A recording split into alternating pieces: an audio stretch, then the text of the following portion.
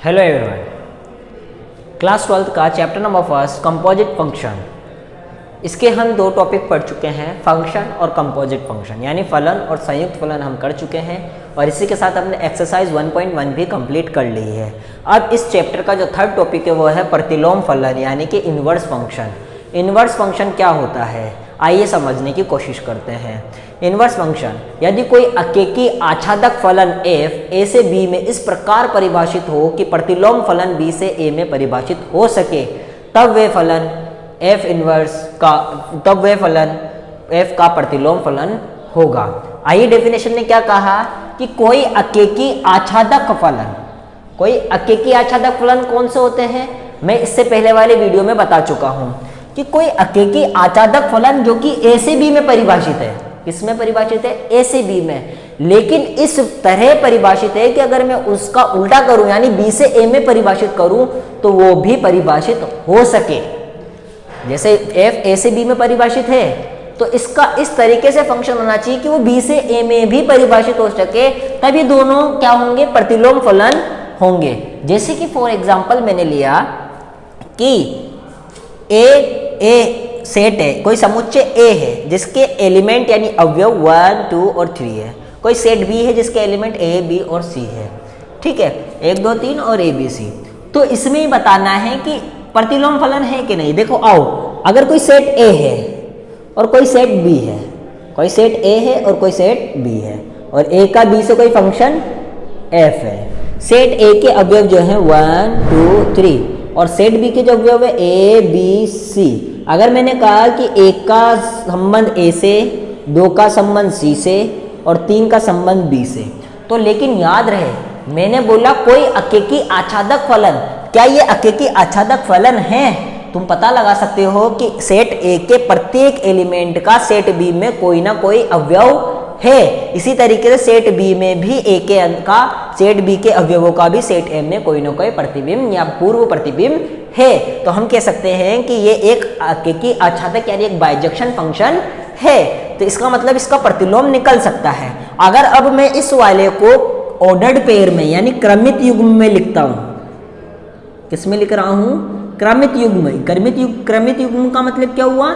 Ordered pair. ठीक है, English medium वाले ध्यान रखें। तो मैंने क्या बोला कि 1 का संबंध है A से, 2 का संबंध है C से और 3 का संबंध है B से। ये मैंने क्रमित युग्म में लिखा, कोई फंक्शन f है। क्या है ये? कोई फंक्शन f है। अब बात आती है कि इसका f इनवर्स यानी प्रतिलोम फलन निकालो। f का प्रतिलोम फलन, तो f का प्रतिलोम फलन क्या होगा? ध्यान रखना, केवल कुछ नहीं करना। तुमने देखो ये क्या कह रहा है, 1 रखा तो a आया, तो फिर a रखेंगे तो क्या आना चाहिए? 1 आना चाहिए। यानी a रखेंगे तो 1 आना चाहिए, c रखेंगे तो 2 आना चाहिए और b रखेंगे तो 3 आना चाहिए। यही प्रतिलोम फलन होता है। जैसे कि मैंने क्या बोला कि अगर मैंने f के अंदर 1 रखा तो मुझे क्या मिल रहा है? a।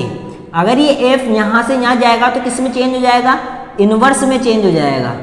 तो f inverse of a is equal to 1, f of 1 is equal to a, then f inverse a is equal to 1। यही प्रतिलोम फलन कहलाता है। लेकिन फिर बता रहा हूं, प्रतिलोम फलन के लिए फलन का अकेकी आच्छादक होना यानी बाइजेक्शन होना बहुत ही जरूरी है, तभी तुम्हारा प्रतिलोम फलन निकलेगा। एक तरीके से इसकी शर्त समझ लो।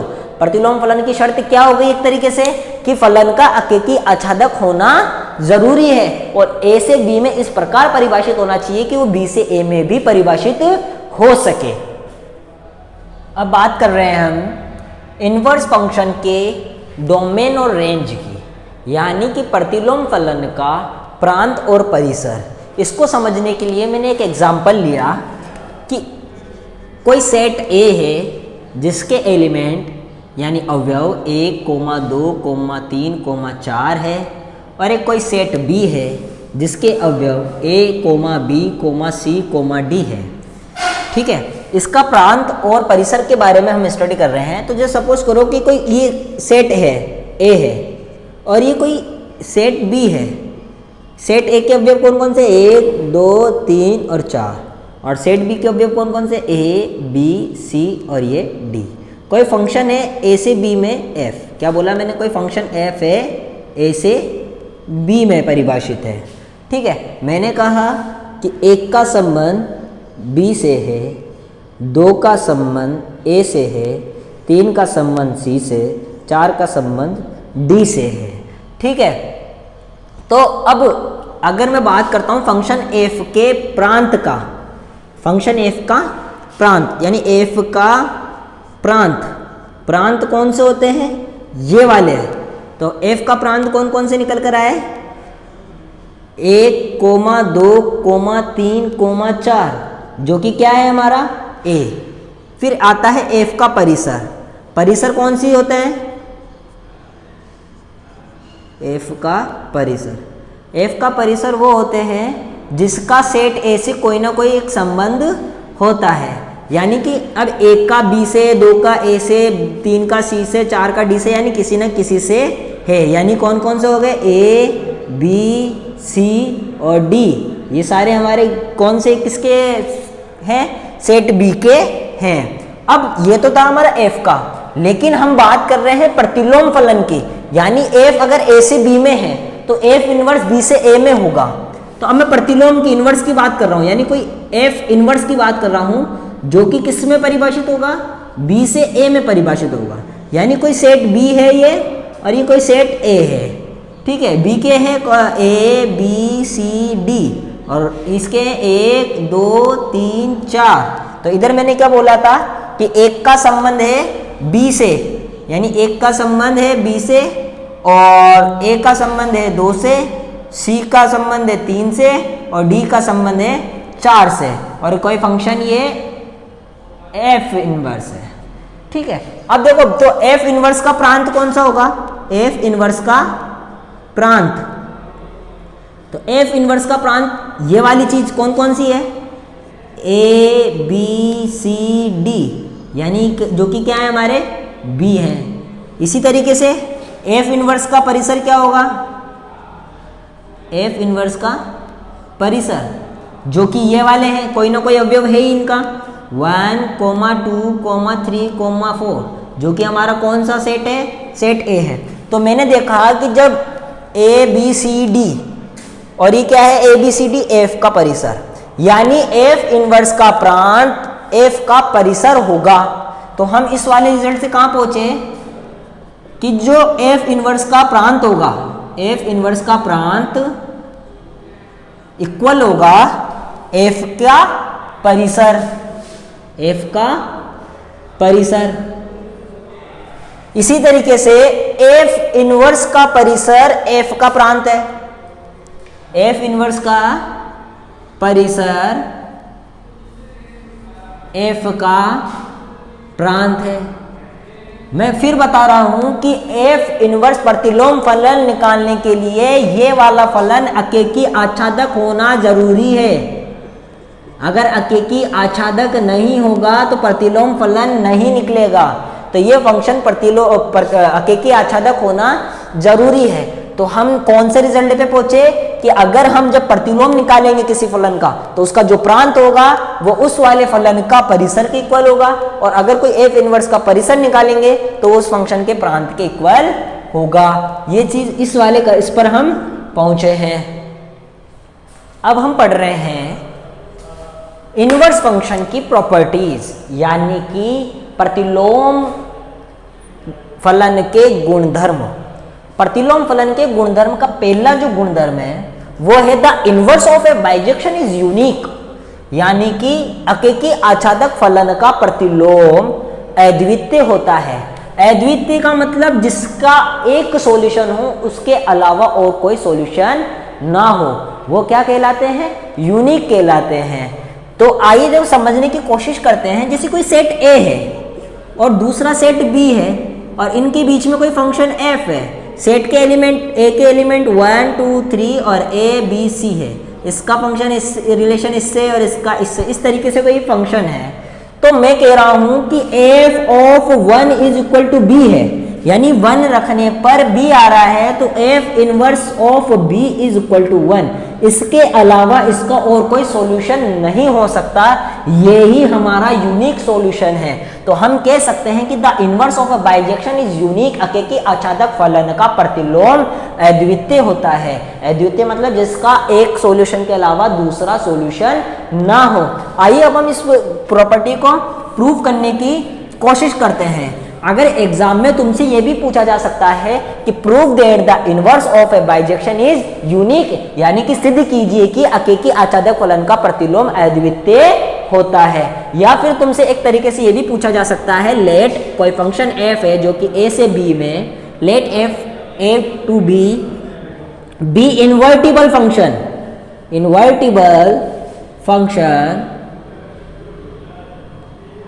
then show that has unique inverse। ये कहता है कि मानो कि कोई फंक्शन a से b में इन्वर्टिबल फंक्शन यानी कि वही प्रतिलोम फलन है, तो बताइए कि उसका जो इन्वर्स होगा वो अद्वितीय होगा। ये इस तरीके से भी पूछा जा सकता है। आइए हम इसको प्रूव करते हैं। अब मेरी बात सुनो, इसने कहा कि कोई फंक्शन f है जो कि a से b है। इसने क्या गिवन कहा कि कोई फंक्शन f है जो कि a से b में गिवन है। अब मुझे मालूम है कि इसका इन्वर्स जो होगा, लेट मैंने माना कि इसका जो इन्वर्स होगा वो b से a में होगा।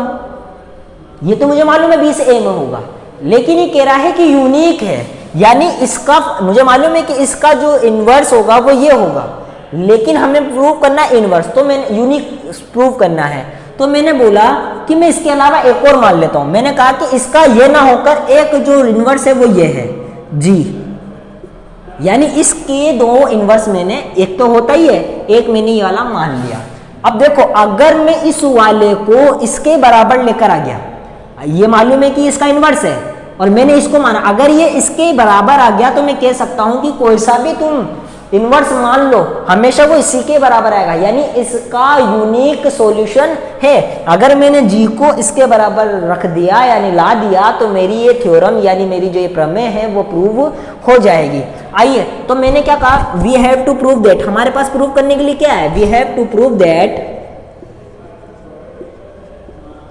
अगर मैंने f इनवर्स को g के इक्वल ला दिया, f इनवर्स को g के इक्वल ला दिया, तो मेरी ये थ्योरम प्रूव हो जाएगी। आइए अब हम इसको सॉल्व करते हैं। चलो, मैंने माना कि कोई y है जो कि बिलोंग करता है, मैंने माना कि लेट कोई y है जो कि बिलोंग करता है b से, ठीक है। अब एक बात बताओ कि कोई जो फंक्शन f का जो फंक्शन f इनवर्स जो होगा, f इनवर्स y जो होगा, वो मैंने मान लिया कि x1 है। f इनवर्स y मैंने मान लिया x1 है, जो कि किससे बिलोंग कर रहा है, b से। इसी तरीके से मैंने g ऑफ y भी मैंने x2 मान लिया। कि क्यों माना, क्योंकि मैंने इस वाले फंक्शन के दो इनवर्स माने, एक तो f इनवर्स माना और एक g इनवर्स माना। तो f इनवर्स मैंने x1 के इक्वल मान लिया और g ऑफ y मैंने x2 के इक्वल मान लिया, ठीक है। अब एक बात बताइए, f इनवर्स यहां से इधर जाएगा तो f of x1 is equal to y हो जाएगा। क्यों हुआ, क्योंकि भाई f ये क्या है, f का इनवर्स है, तो g भी तो f का इनवर्स है। तो मैं इसको अगर f मान लूं, इस g को अगर मैं f मान लूं, f इनवर्स मान लूं, तो f ऑफ x2 किसके इक्वल हो जाएगा, y के इक्वल हो जाएगा। f ऑफ x2 क्यों आया, क्योंकि g भी f का क्या है, इनवर्स है, तो ये उधर जाएगा तो इधर ऐसा हो जाएगा, ठीक है। अब देखो, ये भी y के इक्वल है और ये भी y के इक्वल है, यानी क्या मालूम चला कि f of x1 is equal to है f ऑफ x2 के, ठीक है। अब बात करते हैं हम, ये एक अकेकी आच्छादक फलन का है, ये क्या है, एक अकेकी आच्छादक फलन का समीकरण होता है, एक इक्वेशन होती है, ये इसका रूप होता है कि अकेकी आच्छादक फलन f of x1 is equal to f of x2, जिससे ये पता लगता है कि x1 इक्वल है x2 के। अब जब x1 इक्वल है x2 के, तो x1 मैंने किसको माना था, f इनवर्स ऑफ y को, और x2 मैंने किसको माना था, g ऑफ y को। अगर मुझे यहाँ से क्या, अगर मैं y को भूल जाऊं, मतलब हटा दूं, तो f inverse is equal to g। तो यही तो हमें प्रूफ करना था कि इसके अलावा इसका और कोई सॉल्यूशन नहीं होता है। तो हम कह सकते हैं कि अकेकी आच्छादक फलन का प्रतिलोम हमेशा एक अद्वितीय ही होगा। आइए अब हम इनवर्स फंक्शन के गुणधर्म की सेकंड प्रॉपर्टी पढ़ रहे हैं। इनवर्स फंक्शन के जो गुणधर्म है, वो सेकंड गुणधर्म क्या कह रहा है, प्रॉपर्टीज ऑफ इनवर्स फंक्शन, प्रतिलोम फलन के गुणधर्म की सेकंड प्रॉपर्टी क्या कहती है कि if function f a to b is a bijection and f inverse b to a is the inverse of f, then f of f inverse is equal to ib and f inverse of f is equal to ia, where ia and ib both are the identity function on the set a and set b respectively। Question कह रहा है कि कोई फलन f है जो कि a से b में है, अके की आच्छादक है, कोई फलन f अके की आच्छादक है जो कि किस में परिभाषित है, a से b में परिभाषित है। अगर मैं फंक्शन f का प्रतिलोम करता हूं तो वो परिभाषित होता है b से a के अंदर। फिर इन दोनों से फंक्शन f से और इसके इनवर्स से अगर मैं संयुक्त फलन यानी कंपोजिट फंक्शन निकालता हूं, f इनवर्स या f इनवर्स o f, दोनों ही निकल सकते हैं क्योंकि हमने पढ़ा था कंपोजिट फंक्शन कभी भी कम्यूटेटिव नियम मतलब जो क्रम विनिमय का नियम होता है उसका पालन कर भी सकता है और नहीं भी कर सकता है। अगर f1 इनवर्स भी निकाल सकते हैं, f इनवर्स o f भी निकाल सकते हैं। अगर मैं f इनवर्स निकालता हूं जो कि ib के इक्वल आता है और f इनवर्स o f निकालता हूं जो कि ia के इक्वल आता है। अब ib और ia क्या है, ib और ia एक आइडेंटिटी फंक्शन है और आइडेंटिटी फंक्शन को मतलब कि तत्समक फलन है, और तत्समक फलन कौन सा होते हैं मैं पहले बता चुका हूं, फिर भी एक बार बता देता हूं। तत्समक फलन का मतलब होता है f of x is equal to x, यानी कि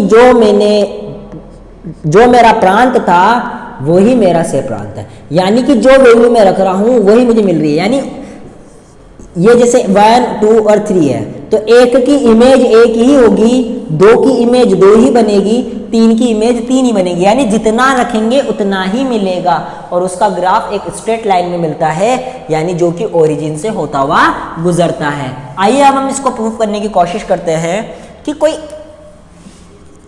फंक्शन f है जो कि a से b में है, ठीक है, और कोई फंक्शन f इनवर्स है जो कि b से a में डिफाइंड है। तो अब मैं पता लगा सकता हूं f इनवर्स कहां से कहां डिफाइंड होगा, f इनवर्स जो होगा वो b से b में डिफाइंड होगा। किस में डिफाइंड होगा, b से b में डिफाइंड होगा। आप कंफ्यूज मत होना कि कभी मैं इस चीज को लेता हूं, कभी जब भी देखो अगर मुझे यहाँ f इनवर्स ले, इधर एंड में क्या आ रहा है f इनवर्स, तो तुम इसको पहले लिख लो, f इनवर्स को पहले लिखो तो क्या आएगा b से a, और ये बाद में आ रहा है तो इसको, ये पहले आ रहा है तो इसको बाद में लिखो, यानी a से b, तो इस a को हटाओ तो क्या कायम आएगा, b से b में आएगा। अगर जैसे इसमें हमें निकालना है f इनवर्स o f, तो ये पहले, ये बाद में आ रहा है तो इसको पहले लिखो a से b, और ये पहले आ रहा है तो इसको बाद में लिखो यानी b से a, तो इसको हटाओ तो ये किस में होगा, a से a में होगा। तो ये तुम आई होप तुम्हें डिफाइन निकालने परिभाषित कैसे करते हैं तुम्हें समझ में आया होगा। आइए देखते हैं। तो f इनवर्स जो है वो किस में डिफाइंड हुआ, b से b में डिफाइंड हुआ। अब मैं बात करता हूं, और इसी तरीके से मैंने बताया f इनवर्स o f किस में डिफाइंड होगा, a से a के अंदर डिफाइंड होगा, a से a के अंदर।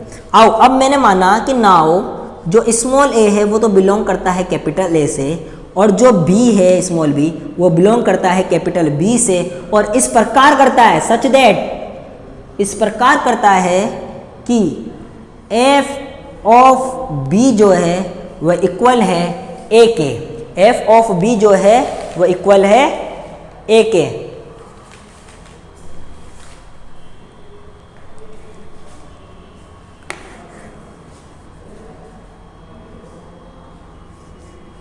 सच दैट इस प्रकार करता है कि जो f ऑफ a है वो इक्वल है b के, ठीक है। अब मैं इसका इनवर्स निकालता हूं, f inverse b is equal to a, यानी f इधर से उधर जाएगा तो क्या निकल कर आया, f इनवर्स b। अब मेरे पास f इनवर्स की वैल्यू आ चुकी है, f इनवर्स b की वैल्यू आ चुकी है, ठीक है।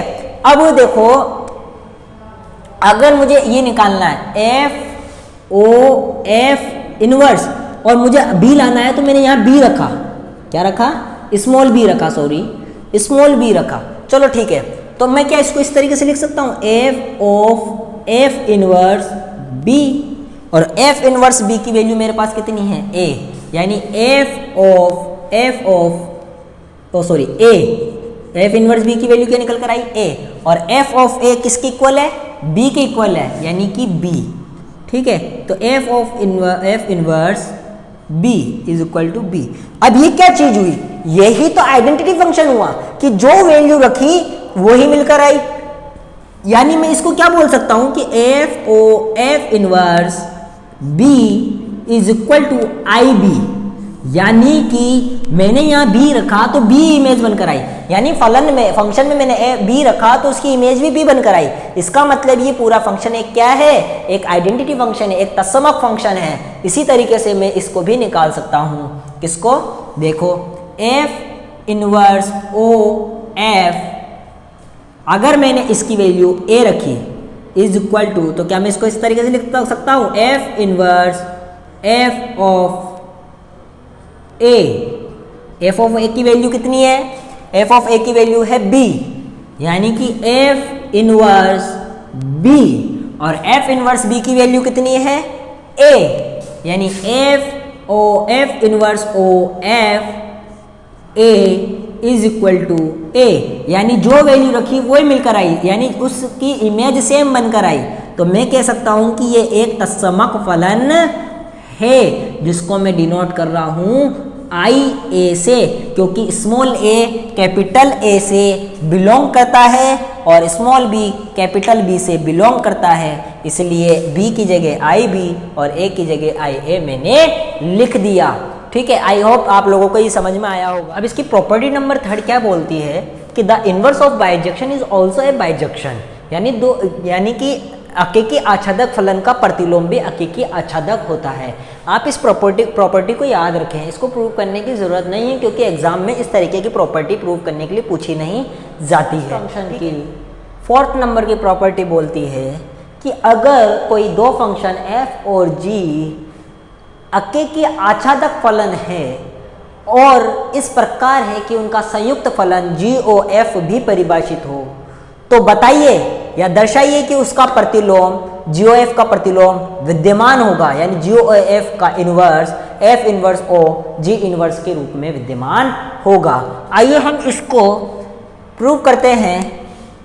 अगर मैंने माना कि कोई f फंक्शन जो इसने दिया है, f फंक्शन जो है वो a से b में डिफाइंड है, a से b में कोई फंक्शन डिफाइंड है, और g जो है वो b से c में है।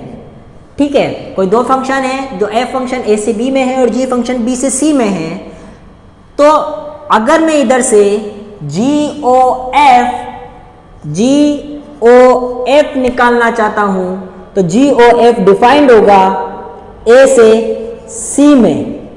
GOF किस में डिफाइंड होगा, a से c में। इसी तरीके से GOF, ये GOF तो डिफाइंड कर लिया, अब GOF इनवर्स किस में डिफाइंड होगा, इसका जस्ट उल्टा, यानी C से A में डिफाइंड यानी विद्यमान होगा। ठीक है, अब बात करते हैं F इनवर्स, O इनवर्स और G इनवर्स किस में डिफाइंड होगा। आओ देखते हैं।